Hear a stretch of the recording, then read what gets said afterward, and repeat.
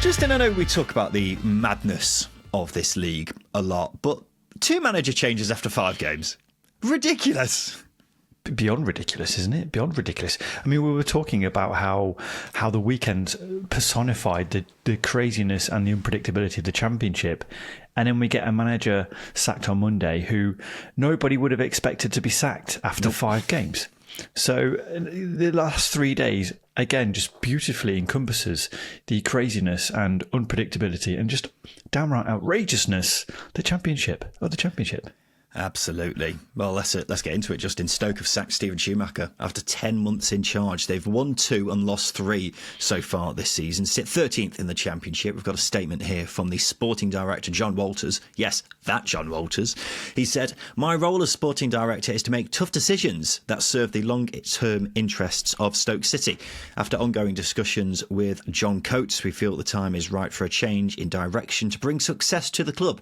We have a young, dynamic squad that is eager to develop and a clear vision of how to achieve success, and we hope to announce a new appointment shortly. We will need the fans, staff and players united in support to achieve our goals." As always in football, these decisions are difficult, and we wish Steven and his staff all the best for the future. A quick word from our friends at SBK. Stoke were 24-1 to win the league at the start of the season. They've since drifted out to 47-1, but SBK have told us those odds could shift rather drastically depending on who they appoint. So, Justin, let's get down to business. This came completely out of the blue, didn't it? It did. When you sent the message, I genuinely thought you'd either misread something or we're just taking the piss and wanting to spice up a Monday morning. A usual quiet Monday morning. You want to know how I found out, Justin?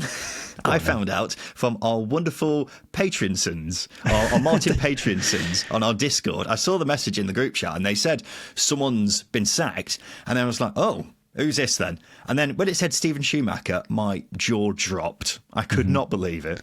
With the greatest respect, coming out of the weekend, the only person I would have put money on to be sacked would have been Errol Bullett after the lack of media interviews he gave following the Derby defeat. But yeah, this one just came out of the blue, as you say. It's ridiculous to just been hit by the news, and you are literally hit by the news. The initial reaction from me was just outright shock. Spent most of the morning trying to pick up my jaw off the floor and trying to sort of get down to sort of knowing exactly why and how and where they came to this decision, because it is a strange one. Well, why do you think they have done it, Justin? What is your instant feeling behind why Stoke have done this? Oh, it can't be performances so far this season, because they've been okay. They haven't been amazing, but they haven't been terrible. They've made better starts. They've had a better start than they have done in previous years. I think with this one, it's probably a disagreement, to put it politely, between Jonathan Walters and Steven Schumacher. That's the only thing I could really point the finger towards. That's the only logical explanation, because I think if you've got a manager who 10 months ago was billed to be another saviour of Stoke City, and then is subsequently shown the door after 5 games of the new season, just 1 game after an international break where you probably could have made your decision then. It reeks of disagreement. An interesting theory. I would say that's definitely a possibility. The first question that came to mind to me was, why have they done this now? Why did you not decide to do it over the summer, or even in the last international break, to give yourself more time to find a new manager, or at least give the new manager, if you do have someone in mind, more time to work with the squad? So the timing is completely bizarre, let alone the fact that it's 5 games into the season. But I suppose a disagreement would add fuel to that potential, Justin. My only thinking is whether Stoke and John Walters, the sporting director, have looked at this and thought, Steven Schumacher's doing okay, but we could be doing better. That's the only thing I can think of. I'm not saying that's how I feel, but that's possibly what John Walters is thinking. I don't know what you think about that. And this could be where the disagreement forms, in that Steven Schumacher's probably saying, we're probably where we should be. It's progress. It's all about progress, and that's the feeling that I have. I think Stoke are. The sentiment that I've sort of understood from the club and what people have, and a lot of the noises around the club is perhaps the board are thinking that they should be competing for the playoffs. But again, you can't really bring judgment to that just 5 games into the new season with after trusting a manager with 2 transfer windows, you rip up the rule book and start again. You are shooting yourself in the foot, and you're making it harder for yourselves. And again, the justification to try and justify a decision to sack the manager after 5 games, it becomes more difficult. So I think that's where the disagreement has really developed, in that the club probably, or the hierarchy probably, feel that they should be performing better. And Schumacher's probably said, we are where we should be. We are where we should be, and it's all about progress. So yeah, it's just, it only adds to the mystery, I think, because even the statement that Stoke gave us wasn't really telling, and I think we'll probably learn more over the coming days. Yeah.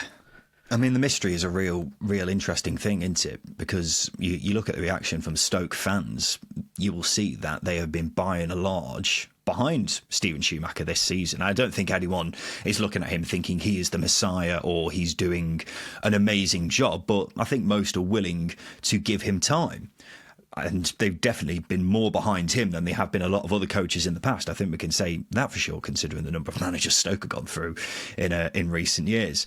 So that even adds even more confusion, surprise and mystery to this whole thing. And whether it is something along those lines where, I don't know, the owners are looking at it thinking we should be doing better. I genuinely don't know, Justin. We know that Stoke's owners, obviously they want to get back to the Premier League, and they have put in a fair bit of money into Stoke over the past few years. And what has also been matched with that is that Stoke's transfer windows have not been amazing. I mean, I look back at this past transfer window and it wasn't anything that pulled up any trees in that regard. So why Steven Schumacher's taken the fall for this, I don't know. I really don't know, Justin. I think if we take it back to the start of the season, you were bigging them up as a dark horse, weren't you? So I'd be interested to see how your feelings are on that after this earth-shattering news. Yeah, it's difficult, isn't it? I mean, Stoke City, they're a bit like an ex who just always tries to come back. They're always trying to convince you that they're doing better, they're doing good, take me back. And that's what Stoke have done to me. And I've trusted them. And they've betrayed that trust very quickly. I was expecting a sound, logical, relaxed Stoke City this year. They're not going to hype up with expectation. We're just going to allow the club to develop as it should, because they've invested a lot in younger players. They've got a young manager at the helm, or did, in Steven Schumacher. So we're going to see a season of progress. And let's see what they can do. Let's see what they can do. That's why I wanted to tip them as dark horse, because I felt that expectation lift. I thought the club had quality players and a quality manager in charge. Now it's been ripped up. The expectations back, from the hierarchy, if you're to believe reports, and essentially they're taking a huge risk in going for a new manager when Steven Schumacher, I think in a couple of years' time, is probably going to be in a better position than Stoke. That's not a bold claim. History tells you that is the case. So yeah, am I as big on Stoke now? I don't think I am. Yes, they've been inconsistent and indifferent in their start to the season, but they're 13th in the table. It's been an okay start. It could be better. It could be worse. Yeah, I'm a bit of a Steven Schumacher skeptic to a degree, because as I've said multiple times over his time at Stoke, that he did have very cushy settings at Plymouth, where it was a club recruiting very well, going in the right direction, and he was just kind of guiding that very good ship. Obviously, both parties have gone in pretty different directions since then, but that's another story for another day. But what I would say is that I was always a bit unsure as to whether Steven Schumacher was the man who could finally get Stoke going in the right direction again. So it's interesting that they've gone down this route and obviously got rid of him. If my theory's correct, that Stoke simply think they can do better, I admire the ambition of John Walters, because he's only been sporting director for a few months now, and he's clearly got someone in mind who we'll talk about very shortly. And if that is the case, then okay, let's see what you can do. But you are putting your neck on the line as a sporting director if you do a big move like this and it doesn't work out. We've seen it happen to loads of clubs over the years where they've made a sacking which didn't seem completely fair, for the lack of a better term, and it really backfired. But there's been rare occasions where it's actually worked out. So, John Walters, you got some cojones on you, son. Justin, one final question about Schumacher before we talk about who's potentially taking over from him. Where does this rank for you on the meter of deserved sacking, with John Eustace being 1 at Birmingham, Wayne Rooney at Birmingham being 10? I know it's completely out of the blue, and Stoke aren't necessarily doing terribly right now, but how supportive are you of this decision based on that meter? I'm not supportive of this decision at all. I think it's a pretty bold move, and one that I wouldn't have made. Where would you put it on the meter? Where would I put it on the meter? I would put it towards John Eustace being sacked at Birmingham. So like 2, 3? Yeah. Yeah, okay. I think the reason why I'm saying that is because I think Schumacher came in. Stoke, for me, were heading into a relegation battle last season under Alex Neil. It was a mess. Schumacher came in, struggled to get results initially, had to deal with a lot of changeover in the squad, and then started to get results towards the end of the season, started to develop some inconsistency, has had a summer, and has had a fairly okay start. It's not a reason to sack a manager unless you damn right having a disagreement or argument behind the scenes, which could have happened. It couldn't have happened. It may not have happened. So yeah, I think it's very undeserved and unjust, and probably speaks of ambition as opposed to shit. We need to make a decision. The club's not going in the right direction. Yeah, it's definitely about ambition. I don't think there's any dispute in that. I'd be a bit more harsh than you, I think, on that scale that we were just referring to, Justin. I think I'd be going like 4 or 5 kind of area. The reason I say that is I think it's quite easy to forget how poor Stoke were for such a long period under Schumacher. I'm just looking at it now. They had that one period, didn't they, where he looked like he may lose his job just a month after joining them, when they lost 6 in 7 games, and he did pick it up towards the end, but it wasn't until like the final few games of the season where it looked like Stoke were in very, very big danger of going down. Now, fair enough, he steadied the ship, and this season it's been okay. It's not been amazing. It's not been bad. But if you're a sporting director and you don't believe in your own manager, then okay, fair enough. You're the one in charge of everything pretty much at the club, including the manager and recruitment and what have you. So if you believe that, then go on, make the change, but be it on your head if it doesn't work out. That's what I'm saying. It is true, and I think the scenario that I'm likening it to is Ben Napper at Norwich. You know, he could have come in and he could have sacked David Wagner. They're on a poor run of form, but he recognised that it wasn't the right timing, and we're yet to know if that's going to pay off for Norwich or not.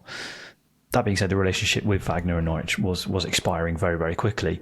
But I just feel with Jonathan Walters, I think Schumacher needed more time to establish something with his squad, and if not, why didn't you make this decision in the summer when you could have? That's the weird thing for me, Justin. If John Walters, if this is an ambition thing, and he didn't believe in Steven Schumacher now, then surely he didn't believe in him in the summer, and the change would have made sense then. Exactly. And I think that's what sort of is frustrating me with this. I think it probably speaks of an inexperienced technical director making a decision when you know there was time to make that decision a couple of weeks ago as well. So I just think there's been a couple of errors made, and it might pay off. It might pay off. I just feel like you put a lot of pressure on yourself when you make a big decision like this. As I say, 100%. Steven Schumacher was on the rise, wasn't he, at Plymouth? He was on the rise. He was sought after. Yeah. 12 months ago. 12 months ago, his stock was through the roof, and now it's God. I don't know where it is now. Yeah. And I don't want to speculate, but I do think the club chartered a helicopter to bring him up from Plymouth to Stoke as well. So they clearly rolled out the red carpet for old Shuey. Yeah. And now here we are. He's out of a job, and who knows what's next for him. Do I dare link him with former clubs? No, won't go down that road right now. Well, Justin, we talk about Steven Schumacher and who's potentially taking over. As things stand, this is the latest reports as we're recording right now, that Stoke have been given permission to speak to Norwich coach Narcis Palach. That's been reported first by The Telegraph and has been since been reported by several other outlets as well. He worked with Carlos Corberán at Huddersfield and eventually went to Norwich to coach alongside David Wagner, where he still is now. So thoughts on this, Justin? If you're ambitious, do you go for a coach who has no experience at all? You know, he's not a coach from overseas, for example. He's not a coach at a Premier League club.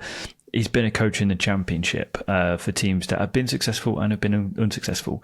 So if you're ambitious, do you go for a coach like that? I wouldn't have made that link early, so I am surprised by the link. I'm not discrediting Palach's ability to come in and be a success at Stoke. I'm just questioning the decision making at the club. It's just a strange one. Obviously, it's very obvious that they've had these conversations prior to actually sacking Schumacher. Why you don't get this sort of list drawn up very quickly. But for me, I feel if you're being ambitious, you try and test the waters with managers who are a success, you know, Des Buckingham or John Eustace. You know, you try and test the water with those, but instead they are going for a first team coach who's been a part of several managerial reigns at Huddersfield, and you know he's now at Norwich. So yeah, it's just a strange one. I'm not discrediting him. I wouldn't have made that link very quickly. Well, we don't know enough about him, do we? Because we haven't seen him managing on these shores. I am aware that he is quite a highly rated coach, quite well regarded, having, you know, worked with Carlos Corberán in the past, and you know, I think he played quite a big role under David Wagner at Norwich last season as well. And I think he only moved to Norwich this time last year. So from what I'm aware, that Norwich were quite keen to get him in because he is just a highly rated lad. It is interesting because, look, Stoke sacking a manager like Steven Schumacher, who has been very highly rated in the past. It's not necessarily gone very well for him so far at Stoke, but is still a young, highly rated coach. And then getting him someone who's not had any experience at first team level is just interesting, isn't it? But I'm always banging that drum, aren't I, Justin, about giving coaches more chances in first team management, because I'm just reeling off the same old names when I'm going down this route now. The likes of Kieran McKenna, Steve Cooper, Danny Rule, etc. The list, it's just growing and growing. And Narcis Palach could be the latest in that. I will also add, it's Stoke, and they've had not many successful managers in recent years, to put it politely. Mm-hmm. So I honestly don't know. It could work out really well. But as I say, he's a highly rated coach. It'll be interesting to see how he gets on at first team level. Yeah, it's just a surprise. I mean, he's from Catalonia, which is helpful because they do breed good coaches. Pep Guardiola, Martí Cifuentes. So he ticks a couple of boxes there.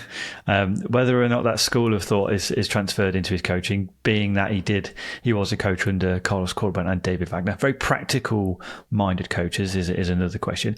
Maybe that's what Stoke need. I think Steven Schumacher, we know, his attacking capabilities with, you know, from his Plymouth days, didn't really encompass that at Stoke, whereas, you know, Palach, we could see you know, a system that is very practical, very pragmatic, and is you know, not wouldn't say defensive, but certainly a little bit more structured than Steven Schumacher's sides were. So yeah, it's up in the air, but I think with this, it's just a risk. You've got an inexperienced technical director, an inexperienced head coach. A direction I never thought I'd see Stoke going in.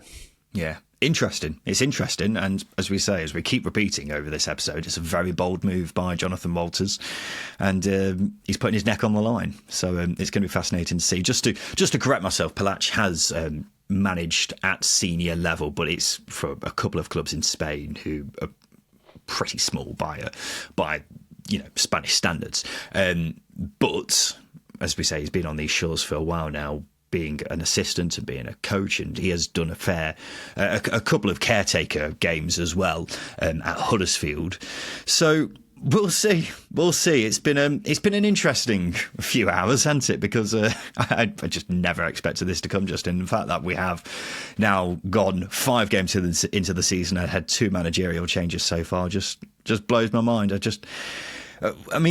This league, when it comes to the managerial changes, it seems to be getting more and more erratic, doesn't it? Mm-hmm. Yeah, it's quite scary. I mean, it's probably down to expectation of football clubs and the financial impact of being relegated from the Championship, but also missing out on promotion. Yeah, I think that's sort of playing into clubs' minds a lot. And in addition to that, there's still a big financial hangover from COVID. A lot of clubs had to pump in money. A lot of owners had to pump in money to clubs. Just getting into the maths of it, the boring side of it. But these things do have an impact on decision making at boardroom level when it comes to picking a manager. We saw the amount of clubs.